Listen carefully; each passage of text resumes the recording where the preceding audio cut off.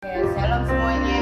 Shalom. Pagi hari ini kita bersuka cita karena kita masih ada di tempat ini ibadah walaupun nggak banyak, tapi seberapapun kita yang hadir kita percaya kita rindu Tuhan ada buat kita pagi hari ini. Amin. Nah, sebelum kita memulai ibadah kita pagi hari ini, mari kita bersatu di dalam doa. Kita mengucap syukur sama Tuhan buat kemurahan Tuhan pagi hari ini, buat kebaikan Tuhan pagi hari ini. Mengucap syukur Bapa, sungguh-sungguh berterima kasih Yesus buat segala kebaikan-Mu bagi setiap kami.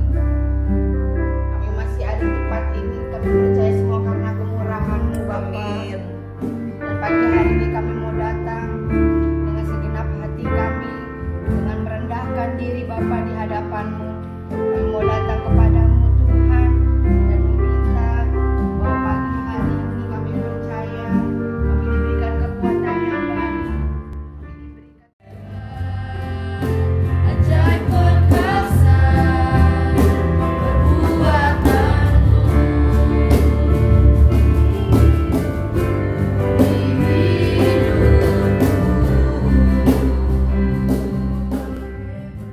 Cinta surga, itulah kekuatan bagi jiwa. Ku dapat rasakan kasih-Nya di tengah badai yang bergelora. Terima sukacita surga, itulah kekuatan bagi jiwa. Ku dapat rasakan kuasa-Nya di tengah badai yang bergelora. Haleluya, Tuhan ada dalam hatinya. Tak dapat semangatku, takkan hilang kekuatanku. Haleluya, Tuhan ada dalam bagiku. Sukacita surga nyata penuhiku. Bapak Ibu, pagi hari ini kita akan mendengarkan firman Tuhan yang akan dibawakan oleh Ibu Pendeta Juli. Hari ini saya akan menyampaikan kebenaran firman Tuhan dari kesederhanaan saya, karena kita semua beraktivitas di rumah, dan ini juga dari pastori tempat saya tinggal. Nah, hari ini ada kebenaran firman Tuhan yang akan saya sampaikan sesuai dengan tema, yaitu pemurnian iman. Nah, kalau kita boleh flashback sebentar, memasuki tahun 2020 ini banyak sekali hal yang terjadi. Dan ketika saya merenungkannya itu, waktu saya mau menyampaikan kebenaran firman Tuhan ini, saya merenungkan perjalanan hidup saya sendiri. Saya pernah satu hari berdoa kepada Tuhan, Tuhan, jikalau saya menjadi hamba Tuhan, izinkanlah saya menjadi hamba Tuhan yang setia di hadapan Engkau. Dan saya mau coba dulu hidupnya pakai iman saya kepada Tuhan. Nah, di hari itu banyak pengujian yang Tuhan lakukan dalam kehidupan saya.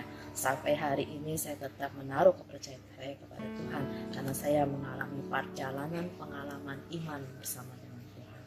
Nah, kalau berbicara soal pemurnian, murni itu artinya tidak bercampur dengan unsur lain, yaitu dia itu tulen, mantap, murni pokoknya. Dan kalau berbicara soal pemurnian, menurut Kamus Besar Bahasa Indonesia itu adalah sebuah proses atau tindakan. Dan iman itu adalah kepercayaan atau keyakinan kita kepada Allah. Dan kalau kita boleh gabungkan dan boleh memberikan definisi untuk pemurnian iman, yaitu adalah proses atau tindakan memurnikan keyakinan kita kepada Allah. Nah, hari-hari ini iman itu sangat dibutuhkan. Dan hari ini saya mengambil kebenaran firman Tuhan dari kitab Kejadian pasal yang ke-22 ayat 1 sampai dengan ayatnya yang ke-19, yaitu tentang kepercayaan Abraham diuji. Nah, kita akan memperhatikan bersama-sama. Pada ayat yang pertama dikatakan, setelah semua itu Allah mencoba Abraham. Allah mencoba Abraham, berarti Allah sungguh-sungguh datang ingin mencobai Abraham. Lalu ia berfirman kepada Abraham. Lalu sautnya, ya Tuhan, firman Tuhan katakan, ambillah anakmu yang tunggal itu, jelas yang tunggal, berarti cuma satu. Lalu dikatakan yang engkau kasihi, pasti kita mengasihi anak kita, yang Engkau kasihi. Abraham menantikan seorang anak bersama dengan Sarah itu cukup lama. Ketika anaknya itu diberi, pasti anak itu dikasih. Jadi kita sudah tahu siapa anak itu. Lalu Tuhan berkata lagi dengan jelas, anakmu yang tunggal yang Engkau kasihi, yakni Ishak, namanya yang Ishak. Itu yang Tuhan mau. Katanya pergilah ke tanah Moria untuk persembahkan dia di sana sebagai korban bakaran pada salah satu gunung. Nah, Tuhan Yesus memberikan perintah yang jelas kepada Abraham, yaitu untuk mengorbankan anaknya yang tunggal yang satu itu. Lalu firman Tuhan katakan keesokan harinya. Berarti firman Tuhan itu datang pada malam hari. Tapi Abraham memikirkan satu hal, yaitu dia mau taat kepada perintah Tuhan. Kenapa? Karena pagi-pagi hari dia menyiapkan segala sesuatunya, yaitu untuk mempersembahkan anaknya. Anaknya sebagai korban yang akan dipersembahkan. Dia potong kayu bakar, lalu dia bawa Ishak bersama dengan 2 orang bujangnya. Demikian yang Alkitab katakan.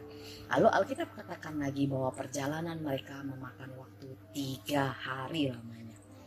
Nah, bayangkan saudara, jikalau kita yang jadi orang tua, kita hanya punya waktu kesempatan 3 hari untuk berjumpa dengan anak kita.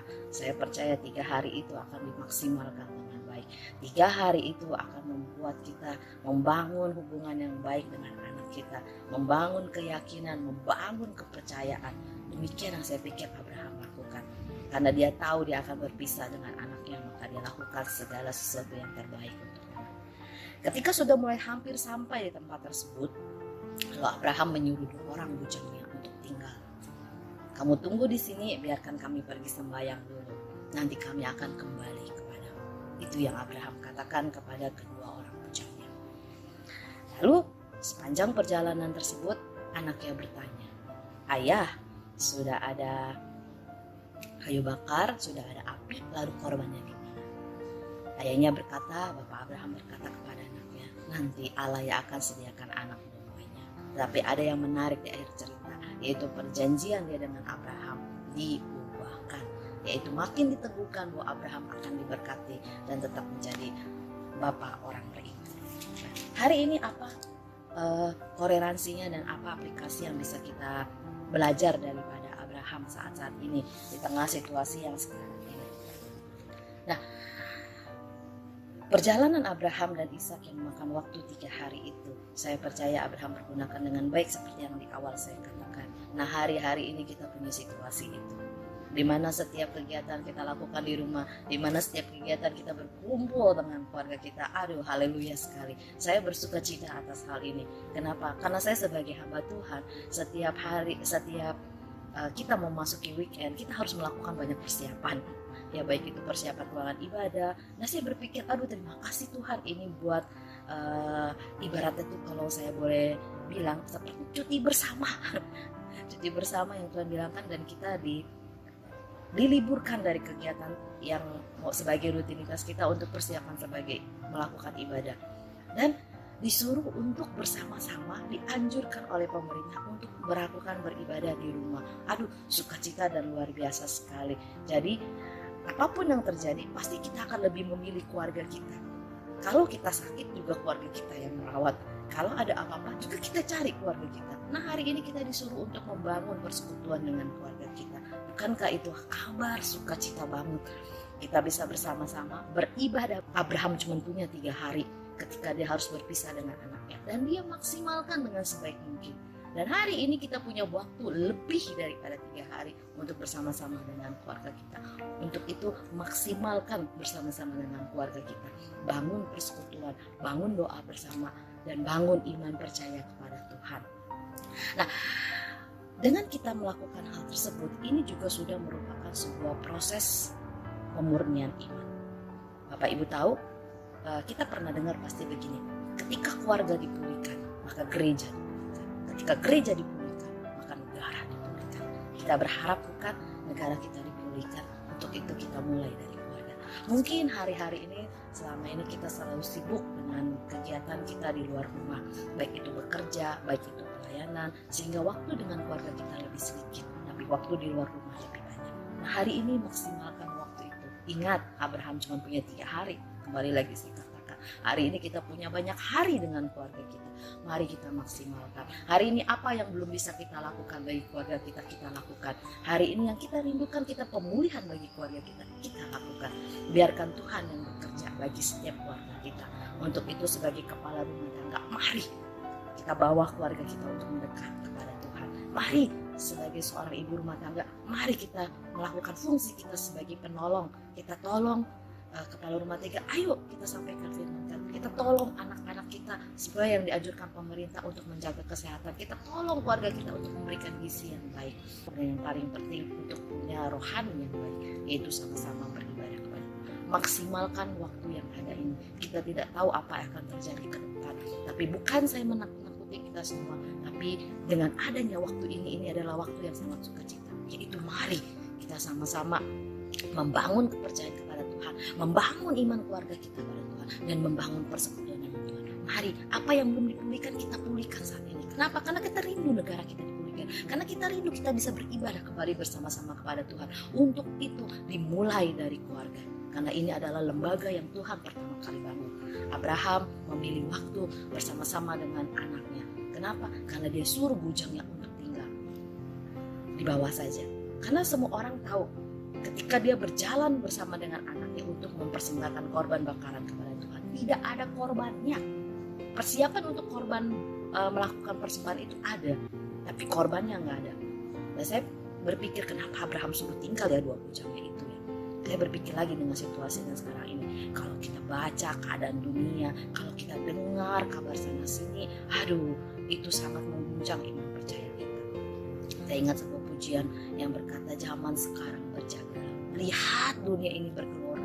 Dan kalau kita dengar banyak kabar, itu bisa mengurangi iman percaya kita, bahkan membuat kita jadi parno, kagak sakit jadi sakit. Akhirnya saya memutuskan udahlah, kita nggak usah dengar berita itu, memaksimalkan waktu bersama dengan keluarga kita. Pemerintah, kita doakan dia punya hikmat agar bisa melewati segala sesuatu ini dengan baik.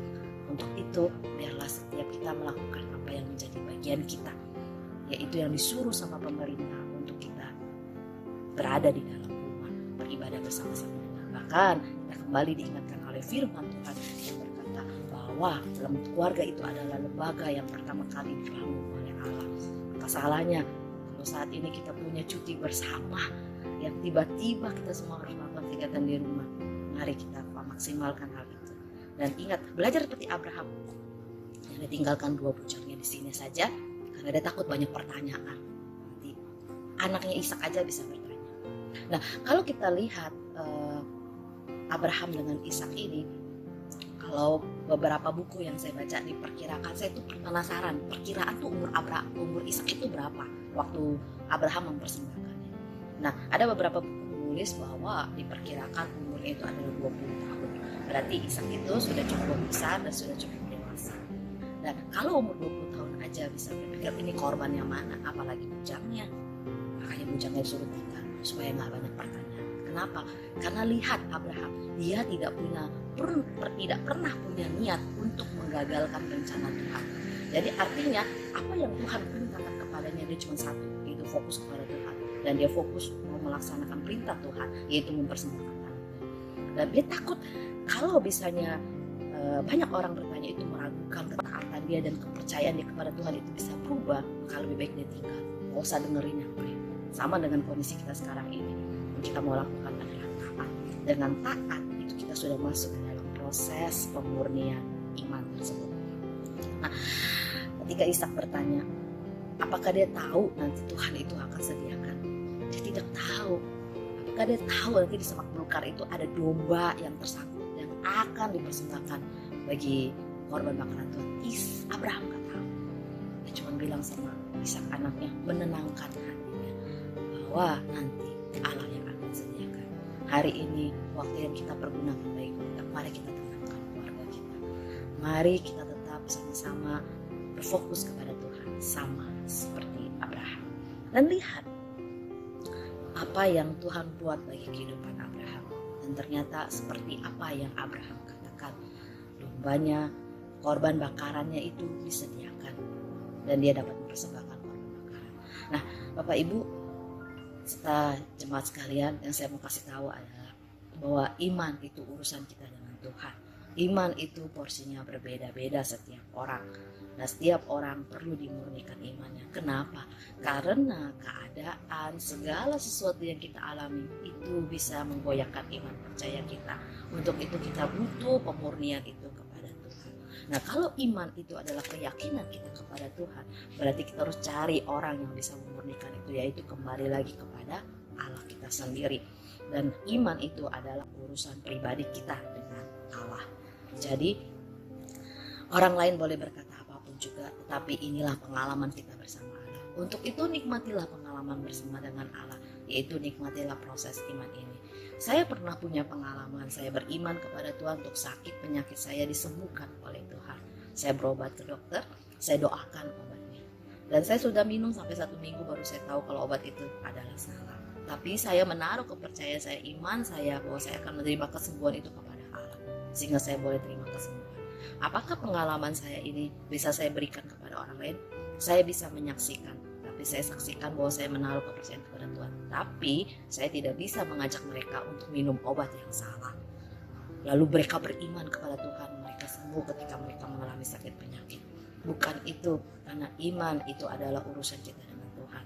Lihat Abraham, ketika dia tahu iman kepercayaannya dan ketaatannya sama Tuhan itu bisa digoyahkan, dia lupakan semua itu dan dia biarkan diri dia bersama dengan anaknya yang akan dipersembahkan, dan dia biarkan diri dia berurusan dengan Tuhan, dan dia biarkan diri dia tetap berfokus kepada Tuhan, dan dia biarkan diri dia untuk tidak dipengaruhi oleh apapun juga, dan dia biarkan dirinya untuk tetap taat kepada Tuhan karena dia tahu Allah yang dia sembah adalah Allah yang hidup. Nah, Bapak Ibu serta jemaat Tuhan sekalian, marilah kita tetap berfokus kepada Tuhan. Dan kalau kita bicara tentang proses pemurnian ini, pemurnian iman ini, saat ini kita sedang mengalami proses tersebut. Dan kalau saat ini kita bilang pemurnian Tuhan hari ini yang kita mau belajar daripada Abraham. Ingat, Abraham punya 3 hari bersama dengan anaknya. Kita punya banyak hari. Maksimalkan hari tersebut bersama dengan keluarga kita. Karena kita diistirahatkan dari kegiatan-kegiatan yang mungkin banyak menyita waktu kita, baik itu kegiatan pekerjaan rutinitas, baik itu kegiatan pelayanan yang harus kita lakukan dengan banyak persiapan. Di hari ini kita diistirahatkan oleh hal itu. Bukankah hal itu baik? Jadi kita bisa bersama-sama dengan keluarga kita. Mari mulai dengan pemulihan keluarga, maka kita akan lihat proses pemurnian iman kita sendiri.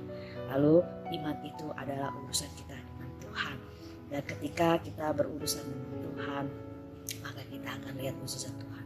Sama seperti Abraham, dia lihat mukjizat Tuhan. Karena dia tidak tahu kalau Tuhan nanti akan sediakan, tapi ternyata telah tersedia baginya. Dan kalau di akhir ayat kita baca, di mana Tuhan itu kembali melakukan perjanjian dengan dia, bahkan lebih dimurnikan lagi. Nah, inilah akan kita terima, bahwa kita akan terima iman yang lebih murni lagi, yaitu iman percaya kita kepada Tuhan. Terima kasih, dan inilah biarlah kita tetap semangat di hari-hari sekarang ini. Saya pun sedih dengan keadaan sekarang ini, tapi saya bersuka cita dengan apa yang pemerintah sarankan, yaitu kita berkumpul bersama-sama. Saya pun berusaha untuk memaksimalkan waktu saya bersama dengan keluarga. Dengan demikian, saya belajar untuk proses iman saya yang ingat saya pernah berdoa waktu itu. Tuhan, biarkanlah saya hidup dengan iman percaya saya kepada Tuhan. Dan inilah saatnya menjadi satu yang pemerintah sarankan, yaitu kita berkumpul bersama-sama. Saya pun berusaha untuk memaksimalkan waktu saya bersama dengan keluarga. Dengan demikian, saya belajar untuk proses iman saya yang ingat saya pernah berdoa waktu itu. Tuhan, biarkanlah saya hidup dengan iman percaya saya kepada Tuhan. Dan inilah saatnya menjadi satu pembuktian bagi iman percaya saya kepada Tuhan, karena ini urusan pribadi saya dengan Tuhan. Dan dengan suami saya, dia juga punya iman yang berbeda, karena dia punya pengalaman tersendiri dengan Tuhan. Untuk itu tidak bisa samakan, tetapi kita punya hal yang sama, yaitu kita sama-sama berfokus kepada Tuhan. Mari Bapak Ibu, teman-teman sekalian, pergunakan waktu yang ada bersama dengan keluarga. Kita beristirahat dari kesibukan pelayanan kita, tapi bukan berarti kita beristirahat dari Tuhan, tapi kita sama-sama membangun persekutuan doa dengan keluarga kita, membangun persekutuan ibadah dengan keluarga kita. Mari, apa yang belum dipulihkan kita pulihkan saat ini, supaya keluarga kita dipulihkan, gereja kita dipulihkan, dan keluarga kita dipulihkan. Dengan gereja kita dipulihkan, maka maka kita bisa sama-sama kembali beribadah. Dengan negara ini dipulihkan, maka kita akan bisa kembali melihat kebesaran Tuhan ditemukan. Kita bisa tetap pergi ke banyak bangsa-bangsa dan memberitakan firman Tuhan. Mari, kita sedang menjalani proses iman. Biarlah Tuhan katakan bahwa iman kita itu murni, sehingga kita mengalami pemurnian iman bersama dengan Tuhan. Terima kasih, selamat hari Minggu dan selamat beribadah bersama dengan keluarga. Selamat menjalani pemurnian iman dan tetap sehat dan jaga kesehatan. Tuhan Yesus.